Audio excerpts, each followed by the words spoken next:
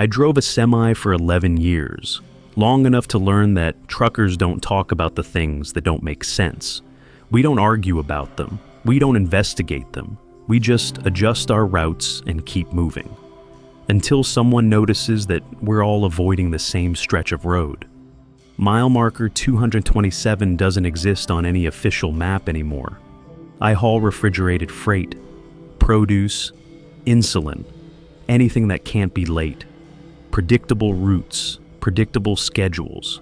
I-80 through Nebraska, I-70 through Kansas, I-40 heading southwest. I've logged over 1 million miles across 47 states. I know which rest stops are safe, which truck stops stay open late, which way stations wave you through. I drive alone. No CB chatter unless I need it. No co-pilot, no distractions. My wife hates that I'm gone so much, but the money's good and I'm careful. Route 200 in Montana was one of my regular runs. East to west, empty highway, pine trees, mountains on the horizon, beautiful during the day. At night, most truckers won't touch it. They'll add hours just to stay off that road. I used to think they were being dramatic. Then I drove it at 2 a.m. on a Tuesday in October. I left Billings just after midnight, heading west. The load was insulin, time sensitive, no room for delays. The highway was empty. No cars, no trucks, just the yellow line and my headlights. After about 90 minutes, I passed mile marker 226. The next marker should have been 227. Instead, it was blank, a reflective post with no numbers. I slowed down, frowned, then kept driving. Road crews miss things sometimes. A mile later, I passed 228. The distance was right. My odometer confirmed it. But 227 was gone. I made a mental note and stayed on schedule. 20 miles later, my headlights caught something on the shoulder. A car. Hazards flashing. Driver's door open. I pulled over behind it, put on my flashers, grabbed my flashlight. The car was empty. Keys still in the ignition, no luggage, no purse, no phone. Just a single empty water bottle in the cup holder. The dew on the hood was thick, like it had been there for hours, but the hazards were still blinking. I called out. No answer. I got back in my truck and tried the CB. Nothing, no signal on my phone either. I decided not to wait. I told myself I'd report it in the next town, but when I checked my mirror, the car was gone. The road stayed empty for another 30 miles. No headlights, no taillights. No glow in the distance. Then I saw the hitchhiker, standing on the shoulder, thumb out, facing my direction. I never pick up hitchhikers. Company policy, liability. But as I passed him, I looked. Flannel shirt, jeans, work boots, normal. Except for his face. There wasn't one. Not shadows, not darkness, just nothing, smooth, blank, like someone had erased it. I didn't slow down. In my mirror, he was still standing there. Then he turned his head and followed my truck with it. I looked back at the road. When I checked the mirror again, he was gone. I reached the next town just before 4 a.m. One gas station, one diner, both closed. I parked anyway and walked to the diner. I could see someone moving inside. I knocked. A woman in her 60s opened the door a crack. "We're closed." "I just need a phone," I said. "Mine's dead." She studied me, then unlocked the door. The payphone on the wall had no dial tone. "Lines have been out for days," she said. I thanked her and turned to leave. "You come from the east?" she asked. "Yeah, Route 200. She paused. "Did you see the marker?" "Which one?" 227. I stopped. "How'd you know?" She sighed and sat down. "That stretch between 226 and 228 isn't right," she said. "Cars get found empty. Drivers don't make it to town." "I saw a car," I said. "Idaho plates." She nodded. "Did you see the marker?" "No, it was blank." "Then you're lucky," she said. "People who see 227 at night don't make it through." I avoided that road for 2 weeks. Then I drove it again, daylight this time. I passed 226, then 227, right where it should be. I pulled over. Up close, the marker was scratched, deep gouges in the metal. At the base of the post were personal items, a watch, a keychain, a cracked cell phone. The phone powered on. Last call, 911. Time, 2:17 a.m. Duration, 4 seconds. I left it where it was. That night, I checked the forums. Old threads, years back, same warnings over and over. Don't drive Route 200 after midnight. Don't stop for cars on the shoulder. Don't pick up hitchhikers. And if you see mile marker 227 when it shouldn't be there, turn around. 6 months later, I took a load I couldn't refuse. Double pay, tight deadline. Only route that worked was Route 200. I planned to be through before midnight. Construction delayed me. At mile marker 220, it was 11:45 p.m. I considered pulling over. I didn't. I passed 226 at 11:58. The next post wasn't blank. My odometer kept climbing. No, 228. My GPS flickered, then went black. Someone was standing in the road. I slammed the brakes and stopped short. It was the hitchhiker. Same clothes, same blank face. I reversed. He walked forward at the same speed. Then he stopped and pointed behind me. In my mirror, there were others. A dozen figures on the shoulder, different clothes, different heights, all faceless. The clock hit 12:04 a.m. Mile marker 228 appeared. They were gone. I reported it. No one followed up. On the forums, a new post appeared that night. Another one saw them. Replies described the same figures. Some said they looked like people they'd lost. A brother, a daughter, drivers who stopped, never posted again. Weeks later, someone would mention seeing a new figure on the shoulder. Same clothes, same build, same blank face. I don't drive Montana anymore. Most truckers don't ask why. We all know which roads are wrong. We add hours. We lose money. Because losing time is better than losing yourself. Some roads look normal during the day. At night, they become something else. If you drive Route 200 and the marker after 226 is blank, keep going. But if you see 227 after midnight, turn around, because you're not on the same road anymore, and whatever's waiting there doesn't let people leave. I've been a long-haul trucker for 15 years. Every stop, every mile, every minute I drive gets logged. The DOT requires it. Insurance requires it. It's how I prove where I've been.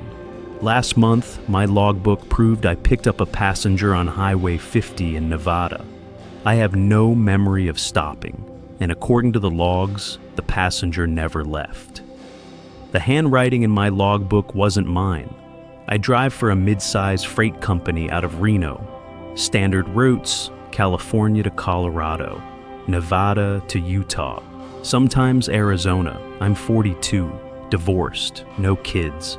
The road is my life now. I don't take risks. I don't cut corners. My logs are clean because they have to be. One bad entry can end your career. The run was routine. Electronics from Sacramento to Denver, 48-hour window. I left Sacramento at 6 p.m. and took Highway 50, the loneliest road in America. 300 miles of desert, no towns, no cell service, no lights. I've driven it dozens of times. That's why I know this didn't happen the way the logs say it did. I remember stopping in Fallon around 8 p.m. Fuel, coffee, tires. Then I got back on Highway 50. The next thing I remember is pulling into a rest area outside Austin, Nevada. I checked the clock. 10:47 p.m. I'd lost almost 3 hours. I opened my logbook. There was an entry. 8:52 p.m. Mile marker 112. Stop recorded. I stared at it. I didn't write that. The mileage matched. The timestamp fit the drive. But I have no memory of stopping. I stepped out and walked around the truck. Trailer sealed, nothing missing. When I climbed back into the cab, I saw the coffee cup. Passenger side cup holder, half full, still warm. I only bought one coffee in Fallon. I dumped it and got back on the road. At 11:52 p.m., I stopped in Eureka. When I returned to the cab, there was another entry. 11:35 p.m., mile marker 167, stop recorded. I hadn't written that either. I called my dispatcher. "Can you check my GPS log?" I asked. He told me I'd stopped twice. 4 minutes at mile marker 112, 2 minutes at 167. No alerts, no errors. The system agreed with the logbook. I drove straight through the rest of Nevada and crossed into Utah around 2:30 a.m. I pulled into a rest area and went to sleep. At 3:15, I woke up. Someone was sitting in the passenger seat. I could see the outline through the sleeper curtain, upright, facing forward. I reached for my phone and pulled the curtain back. The seat was empty. I checked the logbook. There was a new entry. 3:12 a.m., Utah border. Passenger status unchanged. My hands were shaking. I didn't write that. I didn't sleep. At sunrise, I called my dispatcher again and asked for the cab camera footage. Most trucks have 2 cameras now, one facing the road, one facing the driver. I stopped in Salt Lake City and watched the files. At 8:52 p.m., I saw myself pull over. I watched myself unlock the passenger door. I handed something to the seat, then I drove. For nearly 3 hours, the camera showed someone sitting beside me, a shape, a shoulder, an arm, never a face. At 11:35 p.m., I pulled over again. The door opened. The shape got out. I watched it 5 times. I remembered none of it. When I called my dispatcher back, he told me he didn't see anyone. On his copy of the footage, the passenger seat was empty the entire time. I pulled over and checked again. The footage had changed. The door opened. I handed coffee to empty air. I drove, no passenger. But the coffee cup was still there, hot, fresh. Another logbook entry appeared before I reached Denver. 11:47 a.m., stop recorded. Route deviation noted I hadn't stopped. The GPS said I had. I stopped trying to explain it. I made the delivery. On the return trip, my GPS rerouted itself back to Highway 50. The screen locked. My phone showed the same route. I pulled over. The passenger was sitting beside me. This time, it wasn't a shape. It was me. Same face, same build. Empty eyes. "You picked me up," it said. "Now I'm taking you back." I woke up at mile marker 112. The logbook was open. Dozens of entries I don't remember writing. Stops, conversations, requests. The passenger seat was empty. The coffee cup was gone. There was a note tucked into the visor. "Thank you for the ride. I drove straight to Reno and quit." 3 weeks later, my phone rang. Unknown number, static. Then my voice. "I need a ride." This morning, I found my old logbook on my kitchen counter, open to a new page. Next pickup, pending. If you're a trucker and someone flags you down on an empty highway, especially Highway 50, don't stop. Because once you do, the road remembers, and your logbook will prove you were never alone, even if you swear you were.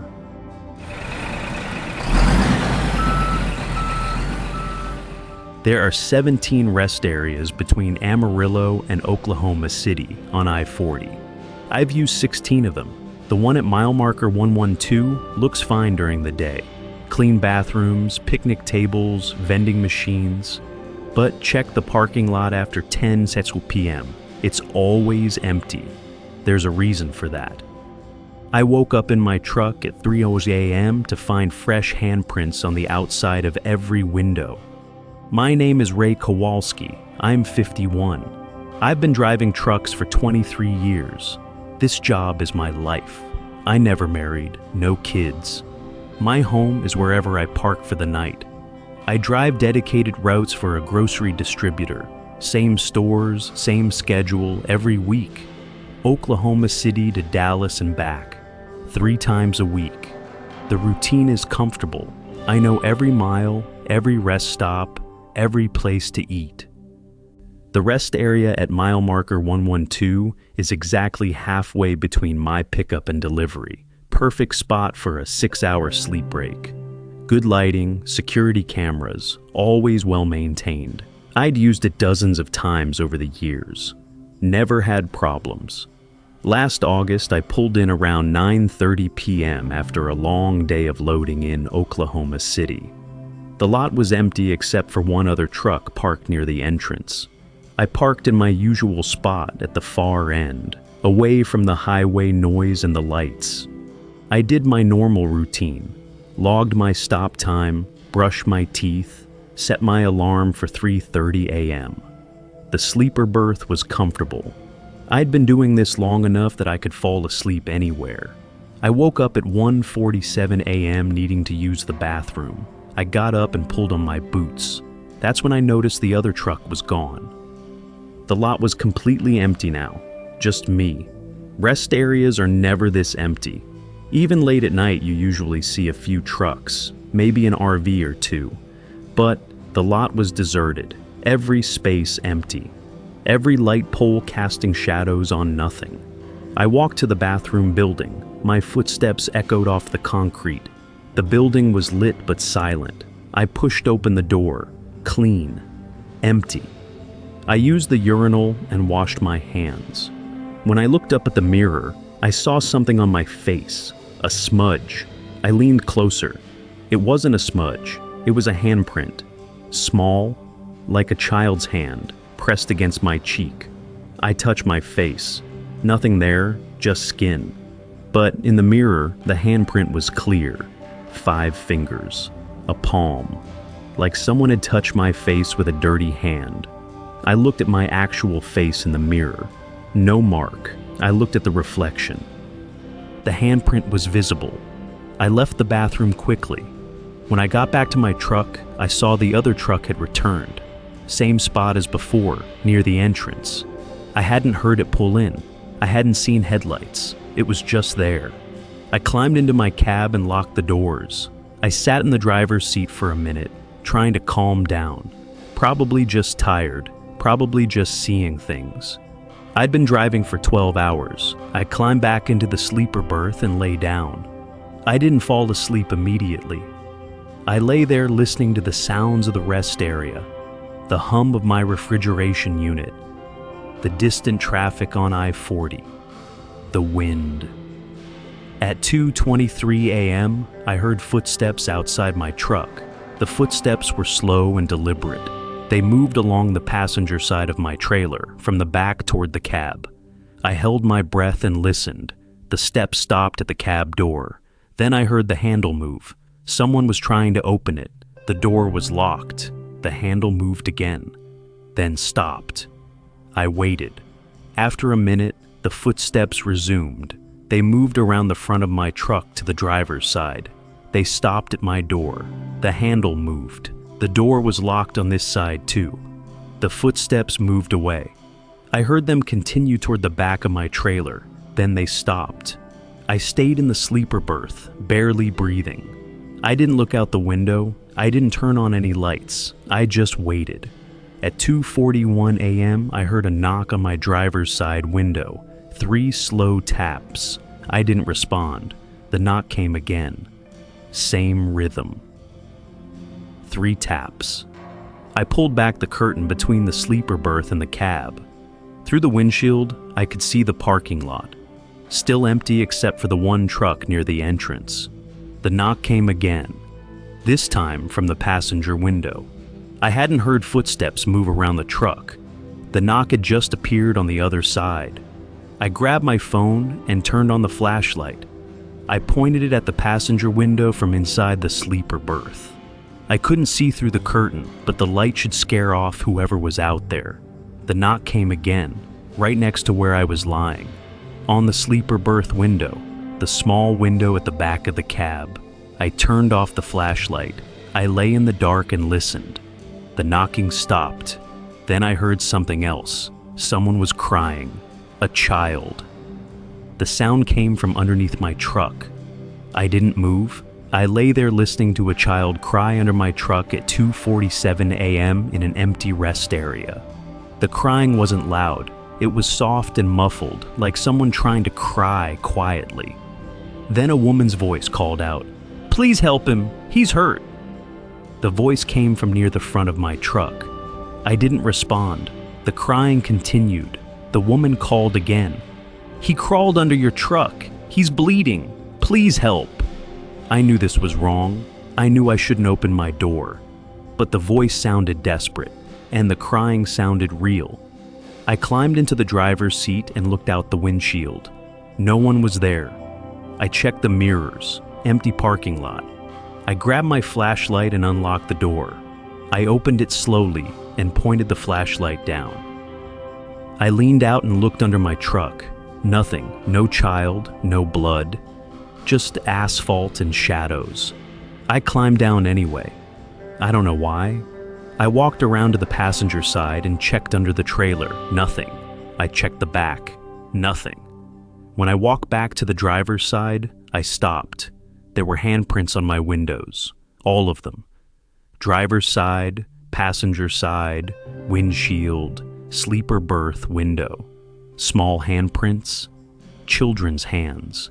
Pressed against the glass from the outside. I touched one. It was wet. I pulled my hand back. My fingers came away clean, but the print remained. I looked at the other truck across the parking lot. It had handprints too. Every window covered. Then I understood why the lot was empty. Why no one parked here after dark. The crying started again.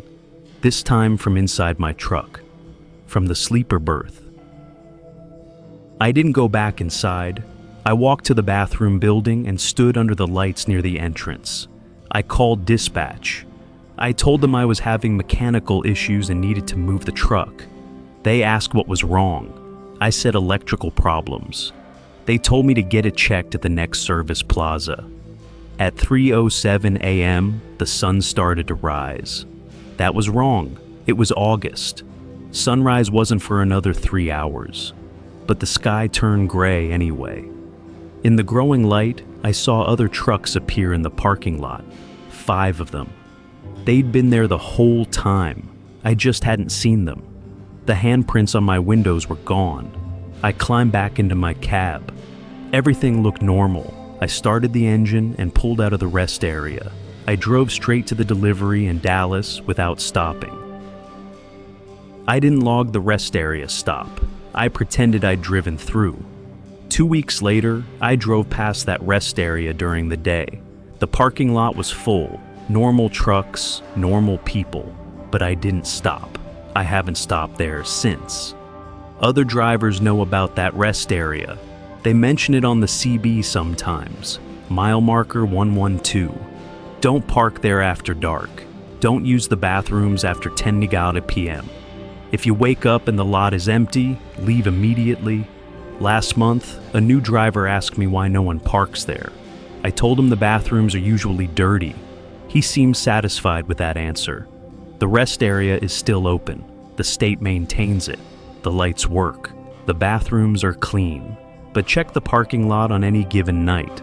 You'll see trucks parked at mile marker 110 or mile marker 114. Never at 112. If you ever park somewhere and wake up to find yourself alone when you shouldn't be, don't wait to figure out why. Don't investigate strange sounds. Don't help crying children you can't see. Just leave. The rest area will still be there during the day, and the handprints on your windows will be gone by sunrise. I sold my truck 3 months ago. The dealer asked why. I told him I wanted something with better mirrors. That wasn't the reason. The truck behind me disappeared every time I looked directly at it, but it was always there in my peripheral vision. My name is Thomas Chen. I'm 47. I've been driving for 16 years. I haul lumber from Oregon to Nevada, simple routes, mostly empty highways through high desert. Last February, I was heading east through Oregon, empty trailer, clear weather. I left Reno at 6 a.m. Around 10 a.m., I noticed a truck in my mirrors. white Peterbilt, flatbed trailer, about a quarter mile behind me, matching my speed. The truck stayed there for 30 minutes, same distance, same speed. I was doing 70, plenty of room to pass, but it just stayed back. I slowed to 65, the truck slowed too. I could see it clearly in my side mirror. White cab, dark windows, empty flatbed. At 11 Spa, I pulled into a rest area. I parked near the building and looked back at the highway. The white truck drove past without slowing. I watched it disappear east. I used the bathroom and bought coffee. When I pulled back out at 11:17, the white truck was behind me again. Same distance. I'd watched it pass. It had been ahead of me. Now it was behind me. I picked up speed, 80 miles per hour. The truck stayed a quarter mile back. I slowed to 60. It slowed too. Always the same distance. At 11:43, I pulled over. The white truck didn't pass. It stopped too. Quarter mile back on the shoulder. I waited 2 minutes. The truck didn't move. I couldn't see the driver through the dark windows.